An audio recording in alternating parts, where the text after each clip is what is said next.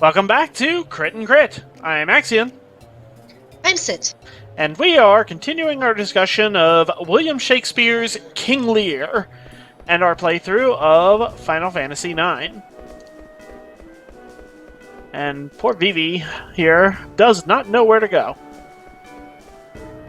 That's just Vivi in a nutshell, I think. I just spend this entire game wanting to hug Vivi. And Garnet. And Freya. And sometimes Eiko. How do we say this? I say it Eco. Yep. And Steiner. Basically everyone except for Amaranth and Quina. Yes, the two dark city stains on this otherwise really nice game. I don't mind Amaranth that much. Fine, I can go play in the food processor.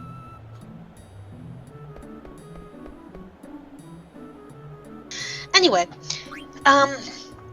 before we really get into talking about the plot of King Lear, I do want to talk about just the nature of the kind of story King Lear is.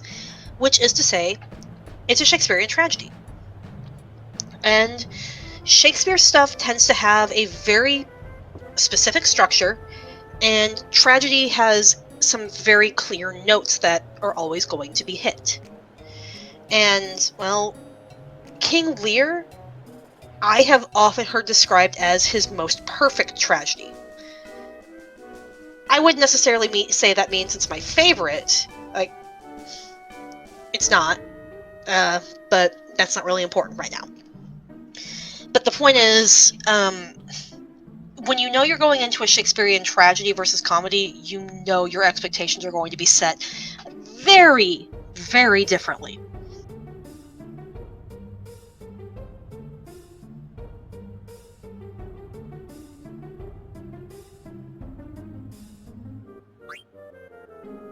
So to clarify, Shakespeare's plays are generally sorted into comedy, tragedy, history. And the histories are somewhat historical in nature, but you know he's fancified stuff, and some of them can also fall under the umbrella of tragedies.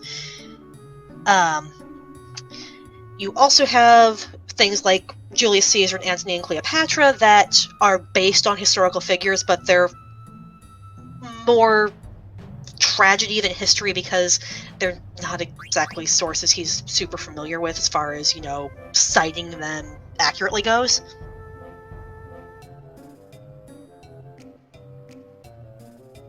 I also love the fact that there's apparently the category of problem plays. Oh dear. Meaning, we don't know how to classify them. Dare I ask what plays are in that category? I am looking. Troilus and Cressida seems to be on this list. All's well that ends well, Measure for Measure. Okay, I'm not as familiar with any of those. Yeah. The Winter's Tale. Timon of Athens. Some people debate The Merchant of Venice. I would say that, The Merchant of Venice doesn't strike me as much of a comedy.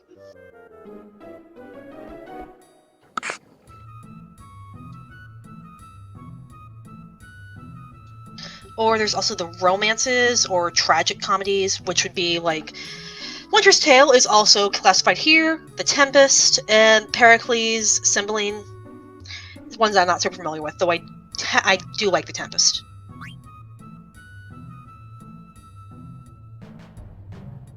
But yeah, Shakespeare's plays, 5 acts. All of them are 5 acts. Today, you don't really see that. I believe a lot of theater companies usually cut it after Act 3, as far as when they put their intermission down. But yeah, you don't have, that many breaks in the actions. It kind of all flows.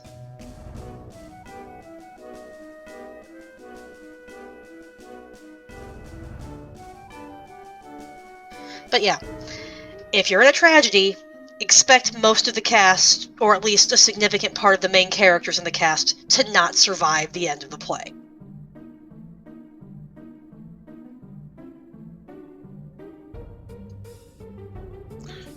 Here we go. Yes.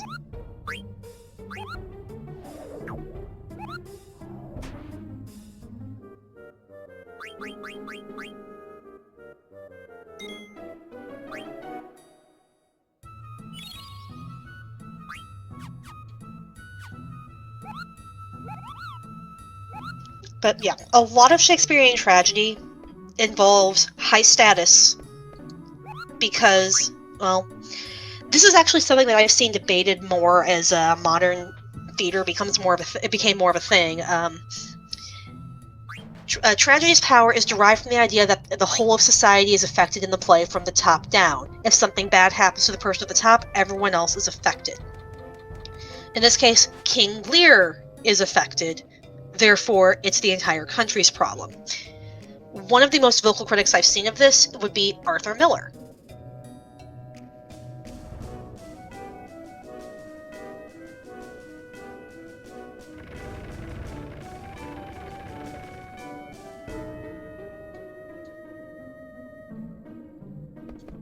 Okay, go on.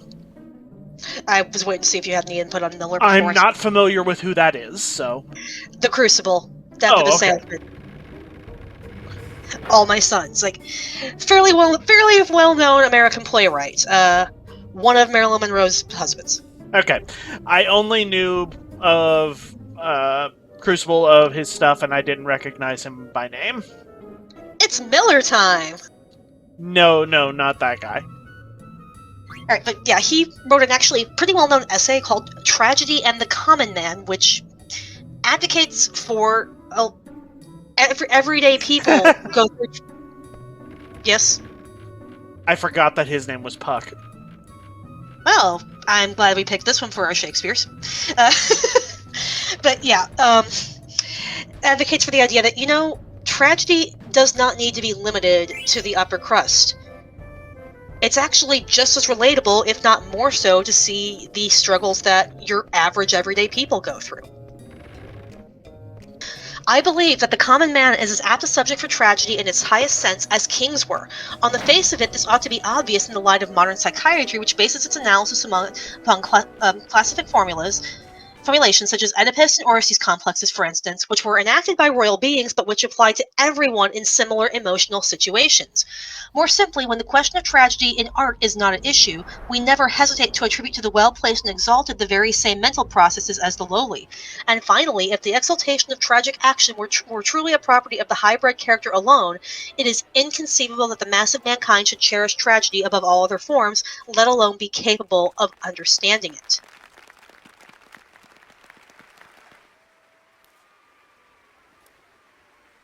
Speaking of the highborn people in society. Hi, Garnet.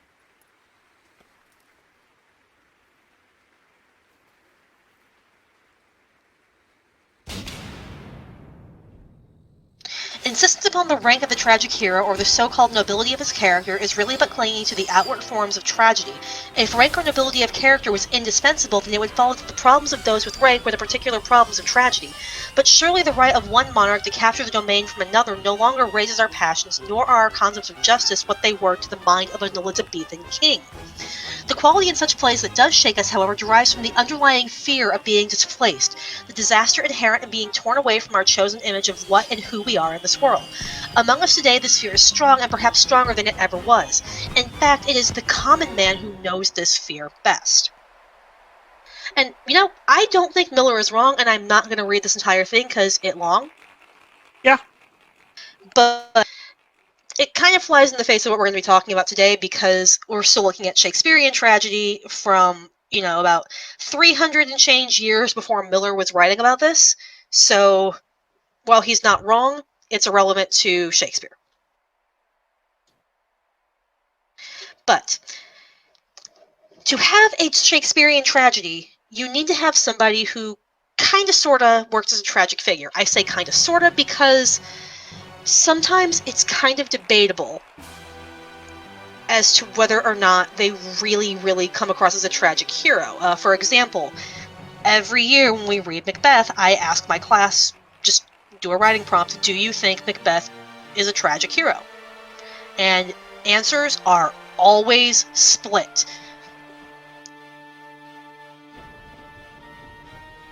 So, according to Aristotle, who kind of started all this back in Greece. The 6 characteristics of a tragic hero. Noble birth. Fatal. They have imperfection that makes them human and relatable. Dealing with some trauma. Fatal flaw. Their fatal flaw leads to some kind of realization, and they meet a significant downfall.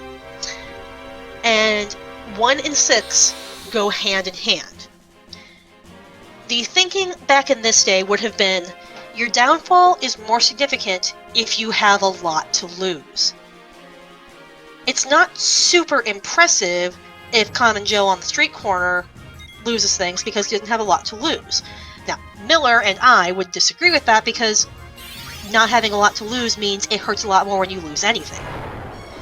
But having a king, like you having the Emperor of Rome, having the newly usurped King of Scotland, everybody be just so debased that they become hated and exiled or killed, that shows a much farther fall with a more dramatic impact for a lot of people.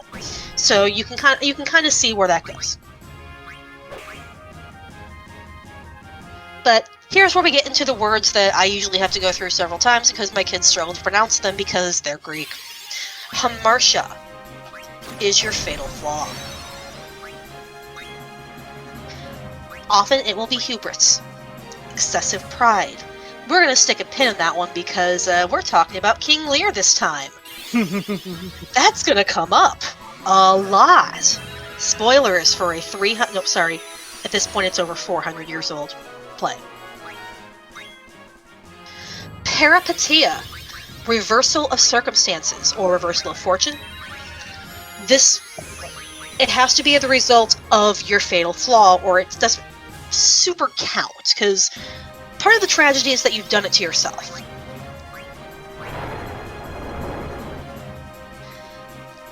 Anagnorisis, or as I remember my sophomore AP teacher put it, the oh crap moment.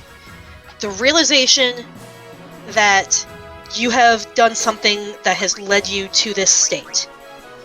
Because if you don't learn why you're in this position, it's just meaningless suffering.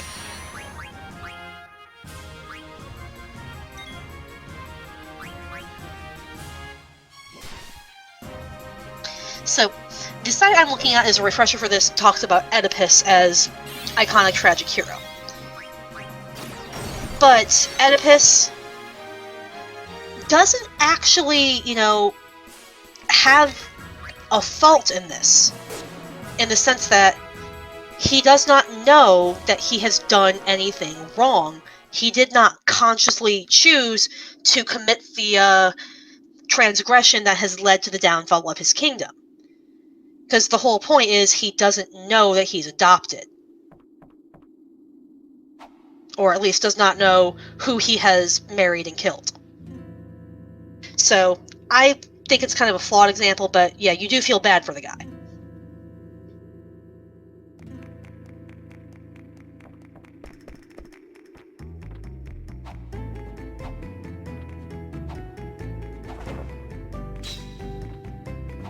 Nothing like a sword fight to kick things off, huh?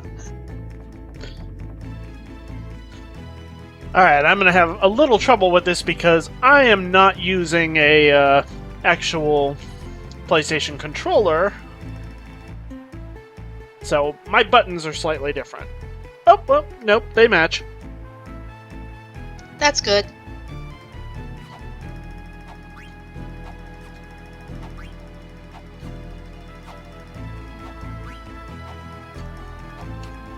But yeah, fatal flaws are all throughout Shakespearean tragedy. As we've mentioned, for Lear, it's pride. For Othello, it's jealousy. Not to be confused with envy, they are different things, though they are often conflated. With Macbeth, it's ambition, and I would say borderline wrath. And the fact that he's so easy to push into doing things. Hamlet, it's indecision. Which, we will get to all of those when we get to all of those. But it's important to know this structure, I believe, just because it tells you exactly where you're going with the play, which is always nice. Like, yes, you want to be surprised as a reader, but when you know there's a certain structure that needs to be followed, Queen Bronny didn't like it. Yep, but now that I know the buttons, Yeah, if you subconsciously understand that there is a sequence that needs to be followed because it's more narratively satisfying, it helps as a reader to be able to look out for these checkpoints to make sure that you kind of have an expectation of where things are going, and things at the end don't come across as Deus Ex Machina. Or, whoopsies, out of nowhere, we're gonna fix the problem or make it worse.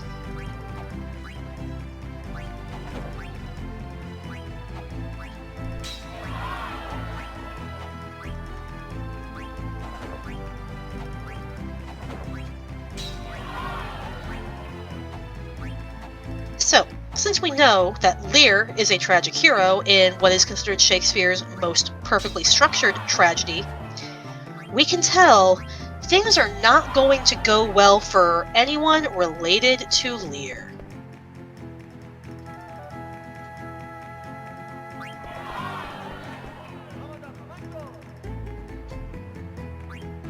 I just noticed this is the freaking Chocobo music. yeah, it's a remix. I have played this game so many times, and I didn't know.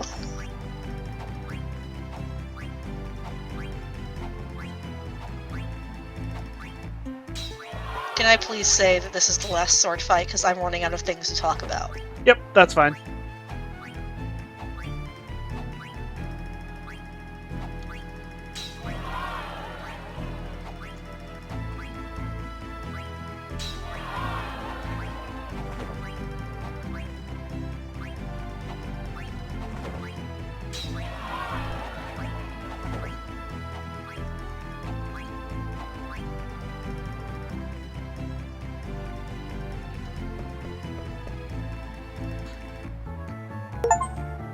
There Okay, we go! Yay!